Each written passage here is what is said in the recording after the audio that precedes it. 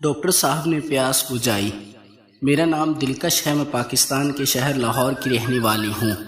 میری عمر 25 سال ہے۔ میرے والد صاحب کا بچپن میں ہی انتقال ہو گیا تھا۔ میری والدہ نے بہت محنت مشقت کر کے ہم بہن بھائیوں کو پالا تھا۔ میرے سے چھوٹی ایک بہن اور 2 بھائی تھے۔ میری والدہ نے لوگوں کے گھروں میں جھاڑو پونچھا کر کے کمایا اور ہمیں پالا پوسا۔ میری والدہ نے بہت مشکل سے ہمارے اخراجات اٹھائے، ہمیں پڑھایا، ہماری ہر ضرورت کو پورا کیا۔ مشکل کے وقت کوئی کسی کا ساتھ نہیں دیتا، ایسے ہی ہمارے ساتھ ہوا۔ جیسے ہم پر مشکل آئی سب نے ہم سے منہ موڑ لیا، کسی نے بھی ہماری مدد نہ کی۔ میں نے بہت مشکل سے اپنی پڑھائی مکمل کی۔ جیسے ہی میری پڑھائی مکمل ہوئی میں نے اپنی والدہ کا ہاتھ بٹانے کے لیے نوکری کی تلاش شروع کر دی۔ خیر بہت سی ٹھوکریں کھانے کے بعد مجھے ایک ہاسپٹل میں نوکری مل گئی۔ ایک ڈاکٹر کے پاس نرس کی نوکری ملی۔ ڈاکٹر بھی تقریباً میری ہی عمر کا تھا۔ میں نے بہت دیر اس ڈاکٹر کے ساتھ کام کیا۔ وقت کے ساتھ ساتھ میرے گھر کے حالات بھی ٹھیک ہونے لگے۔ میرا زیادہ سے زیادہ وقت ڈاکٹر کے ساتھ گزرتا تھا۔ میرے اور ڈاکٹر کے درمیان اچھے تعلقات تھے۔ وقت کے ساتھ ساتھ مجھے احساس ہونے لگا کہ ڈاکٹر میری طرف بری نگاہوں سے دیکھتا ہے۔ مجھے ایسا لگنے لگا جیسے میں انہیں اچھی لگنے لگی ہوں۔ ان کا یوں پیار بھری نگاہوں سے دیکھنا مجھے اچھا لگتا تھا۔ اوپر سے میں تھی بھی پیاری، وہ بھی جوان اور خوبصورت تھی۔ ان کی رنگت میری طرح سفید تھی۔ آج کل کے دور میں ہر کوئی جوان گوری رنگت والی لڑکی کو دیکھ کر پگھل جاتا ہے، اور میں تو بہت خوبصورت تھی۔ جو کوئی بھی دیکھتا اپنی جان دے بیٹھتا۔ ڈاکٹر صاحب بھی انہی میں سے ہیں۔ وہ بھی میری محبت کے دیوانے ہوئے بیٹھے تھے۔ انہوں نے اپنے منہ سے اپنی محبت کا اعتراف نہیں کیا تھا۔ میں جب بھی ان کے قریب ہوتی تھی ان کا دھیان زیادہ میری طرف ہی ہوتا تھا۔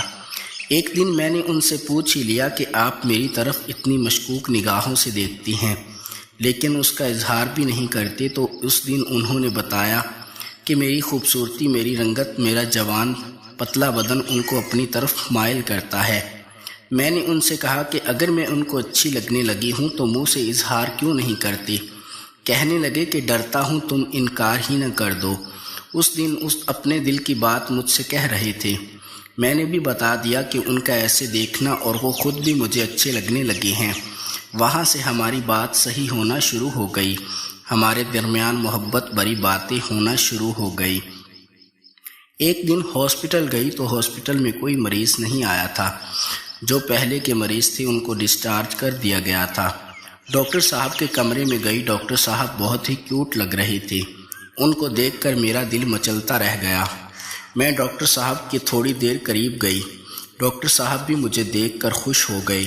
ان کو دیکھ کر ایسا لگ رہا تھا جیسے ان کا برسوں پرانی پیاس مٹانے کو جی کر رہا ہو۔ ڈاکٹر صاحب نے بہت نرمی سے بولا کہ مجھے چائے بنا دو۔ ہمارے ہاسٹل میں ایک کچن بھی تھا۔ جہاں کسی کو چائے پینی ہوتی تو وہ اپنی بنا کر پی لیتا تھا۔ ڈاکٹر صاحب نے مجھے چائے بنانے کے لیے بولا۔ میں بہت خوشی سے چائے بنانے کے لیے کچن میں گئی۔ ڈاکٹر صاحب بھی میرے پیچھے پیچھے آ رہے تھے، جیسے ایک پرندہ اپنی پیاس مٹانے کے لیے پانی کے پیچھے بھاگتا ہے۔ بالکل اسی طرح ڈاکٹر صاحب بھی اپنی پیاس بجھانے کے لیے میرے پیچھے پیچھے چلے آ رہے تھے۔ میں نے پیچھے مڑ کر نہیں دیکھا تھا۔ ڈاکٹر صاحب نے پیچھے سے آ کر مجھے زور سے پکڑ لیا۔ پھر آہستہ آہستہ انہوں نے میرے ناریل کے اوپر ہاتھ رکھا اور اسے زور سے دبانے لگے۔ میرے اندر سے دھیمی آواز میں آہیں نکلنے لگی۔ ڈاکٹر صاحب کا خود پر قابو نہ تھا۔ ڈاکٹر صاحب نے میری چڑیا پر ہاتھ رکھا اور ایک انگلی سے مسلنے لگے۔ مجھے بہت مزہ آ رہا تھا، بس دل چاہ رہا تھا ان کا طوطا اپنے اندر لے لوں۔ اتنی دیر میں ڈاکٹر صاحب کو پسینے چھوٹ گئے۔ ڈاکٹر صاحب نے مجھے بہت زور سے پکڑ رکھا تھا۔ ہمارے ہاسٹل میں ایک خالی روم تھا جہاں پر ایک بیڈ بھی پڑا ہوا تھا۔ ڈاکٹر صاحب نے مجھے اپنی گود میں اٹھایا اور کمرے کی طرف لے جانے لگے۔ چائے وہیں چولہے پر پڑی رہ گئی۔ ڈاکٹر صاحب نے مجھے گود میں اٹھایا ہوا تھا اور گود میں اٹھا کر کبھی میرے گلابی ہونٹوں پر اور کبھی میری گردن پر، میرے گالوں پر مجھے ان کی گود میں ان کا یوں کس کرنا بہت اچھا لگ رہا تھا۔ انہوں نے کمرے کا دروازہ کھولا اور مجھے بیڈ پر لیٹا دیا اور خود میرے اوپر لیٹ گئے اور میرے فٹ بالز کو زور زور سے دبانے لگے۔ مجھے تھوڑا درد ہو رہا تھا لیکن بہت مزہ آ رہا تھا۔ کبھی وہ میرے ناریل کو دباتے اور کبھی وہ میری چڑیا کو ایک دوسرے سے ملنے لگتے۔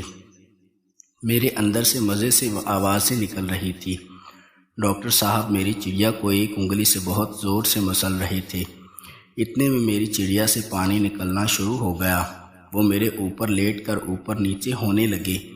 اتنے میں مجھے ان کا طوطا محسوس ہو رہا تھا۔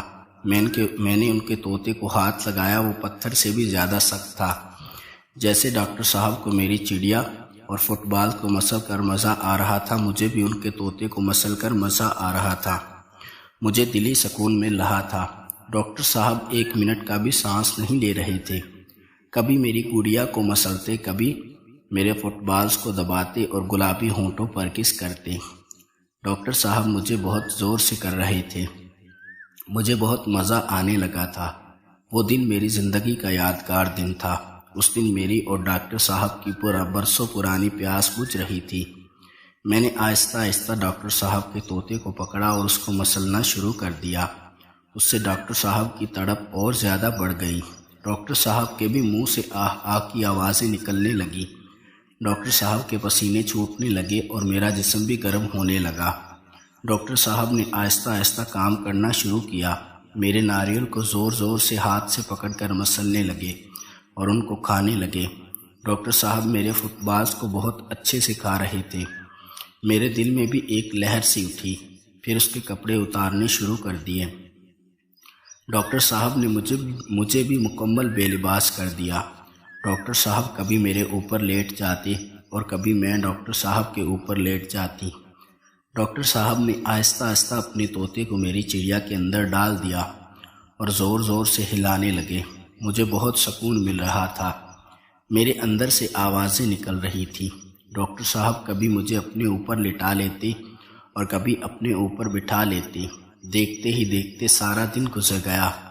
ڈاکٹر صاحب کی پیاس ابھی تک بجھ نہیں پائی تھی۔ دیکھتے ہی دیکھتے بات بہت آگے پہنچ گئی۔ گھر گئی تو امی نے پوچھا کہ اتنی دیر کہاں لگا کے آئی ہو؟ میرے پاس کہنے کو کچھ نہ تھا۔ اگلے دن پھر میں نے ڈاکٹر صاحب سے بات کی کہ ہم ایک رشتے میں کیوں نہیں بندھ جاتے، یہ پیاس ہمیشہ ایک دوسرے کی بجھا لیں گے۔ ڈاکٹر صاحب اس بات پر راضی ہو گئے۔ میں نے گھر آ کر اپنی امی سے بات کی۔ امی نے انکار کر دیا کہ وہ ڈاکٹر نہ جانے کیسا ہے، تمہارے لیے نہیں اچھا۔ میں نے کسی طرح امی کو منا لیا۔ ڈاکٹر صاحب بھی اپنی امی کو منانے کی کوشش کر رہے تھے، وہ بھی کامیاب ہو گئے۔ پھر دونوں گھروں نے بیٹھ کر ہماری شادی کی تاریخ پکی کر دی۔ اس کے بعد شادی کی تیاریاں ہونے لگیں۔ آخر کار ہم دونوں کی شادی ہو گئی۔ پھر ہمیشہ کے لیے ہم ایک دوسرے کے بس میں ہو گئے۔ اس کے بعد ہم روز ایک دوسرے کی پیاس بجھاتے اور ہماری زندگی پرسکون گزرنے لگی تھی۔ اور ڈاکٹر صاحب بہت طاقتور اور مرد تھے۔ وہ میری خواہش پوری رات بجھاتے رہتے تھے۔